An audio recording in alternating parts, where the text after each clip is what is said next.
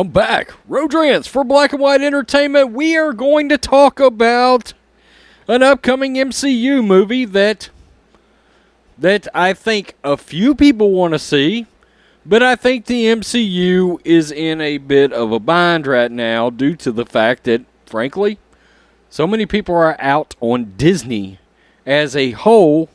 And, of course, we found out this week that Loki may be going down a path that a lot of people just aren't going to care for, okay?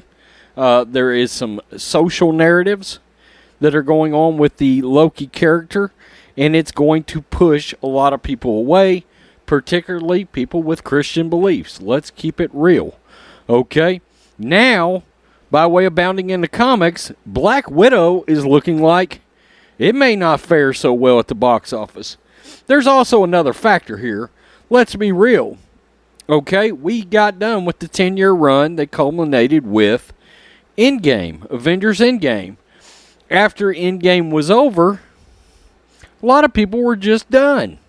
Okay, a lot of people were just out. They were like, that was a really good conclusion to a 10-year set of movies.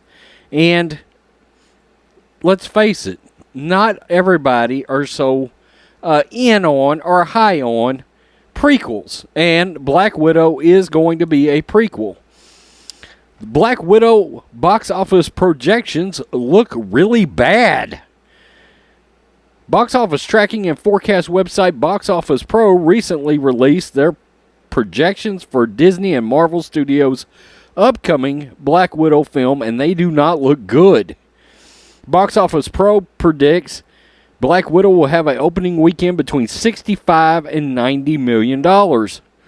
However, they specifically home in and predict the movie will make around $77 million in its opening weekend. As for a domestic total, they believe it will be between $155 and $225 million. These numbers are abysmal for a MCU film, despite Box Office Pro trying to put some spin on the movie, claiming that it's, quote, still the kind of event tentpole that a 4-quadrant appeal that's likely to attract more people back to the theaters and set new pandemic-era benchmarks at the domestic and international box office. Look, we know China's got something to do with this. If you look at previous MCU films, the lowest opening weekend was The Incredible Hulk back in 2008. It had an opening weekend of $55.4 million. In fact, there are only 5 MCU movies that came in less than $77 million. Aside from The Incredible Hulk, the other 4 films are Ant-Man, pretty good movie. Captain America First Avenger, damn good movie. Thor, damn good movie. Ant-Man and the Wasp, not a damn good movie. And Ant-Man drew $57.2 million. Cap drew $65 million. Thor, $65 million. And Ant-Man and the Wasp, $75.8 million. If you want to give Black Widow the benefit of the doubt that it will hit the higher end of Box Office Pro's predictions at $90 million, it only moves up 2 spots, beating Doctor Strange, a great movie, at $85 million, and Thor: The Dark World, $85.7 million. Not a bad movie. Damn sure better than Thor 3. However, if you factor in inflation, the film falls further down the list. That's the thing. When you start talking about these films that came out 6, 7, 8, 10 years ago, inflation is a thing, and it has to absolutely be factored into this.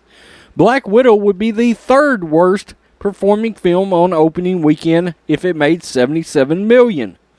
The only 2 films it would be the Hulk and Ant-Man. Again, if you believe it will hit $90 million, it's still poor performance after adjusting for inflation.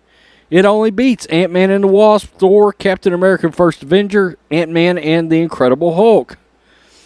As for Box Office Pro's total domestic prediction, it looks even worse than the opening weekend depending on which end of the spectrum you look. If you look at the low end, $155 million, it The only film it beats is The Incredible Hulk, which grossed $134.8 million.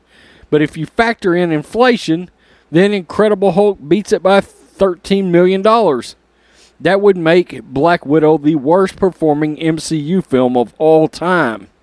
At the high end, $225 million, it is still low on the totem pole, only beating Ant-Man and the Wasp, Thor, Dark World, Thor, Ant-Man, Captain America First Avenger, and The Incredible Hulk.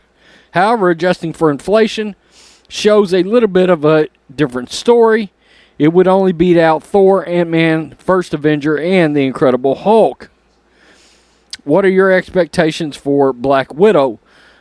Look, again, I think you have to look at the fact that how many people are actually interested in this story with it being a prequel. Look, the trailer looked pretty good. I mean, it had some good action sequences. But again, you've had some things happen in the entertainment industry and connected to Disney that is going to turn some people off. And this latest revelation involving Loki being bisexual is another thing that's going to turn people off. I'm sorry. I don't want to hear, oh, well, he's been that way forever. Horse shit. I grew up reading Loki. Okay, so don't give me that crap. And the fact is, that's going to turn families away.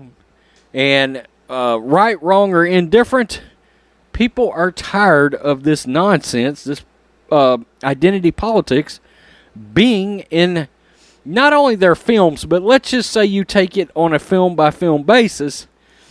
People are starting to hold the actual studios, Disney, the MCU, Marvel Studios, Kevin Feige. They're starting to hold these people accountable for putting identity politics and shit like that into their films and their television series. People are canceling their Disney Plus. All right? So, you tell me what you think. Black Widow, are you particularly fired up about it? I'm not. I will tell you where I was at, really, before all this other nonsense came along. Before they fired Gina Carano, I said, look, I want to watch Winter Soldier and Falcon, and I want to watch the new Doctor Strange movie. Other than that, I didn't care about anything on the MCU slate. I'm curious about Spider-Man, but the last two Spider-Man movies weren't. The first one was okay. The second one was awful. Okay, so, look. Other than that, I'm not really thrilled, and I really like the MCU. But there's nothing on the slate that really makes me want to go out and watch any of that bullshit. Peace. I'm out. Till next time. Thanks for watching the show. Be sure to like, comment, and subscribe. Be sure to tune in next time on Black and White Sports.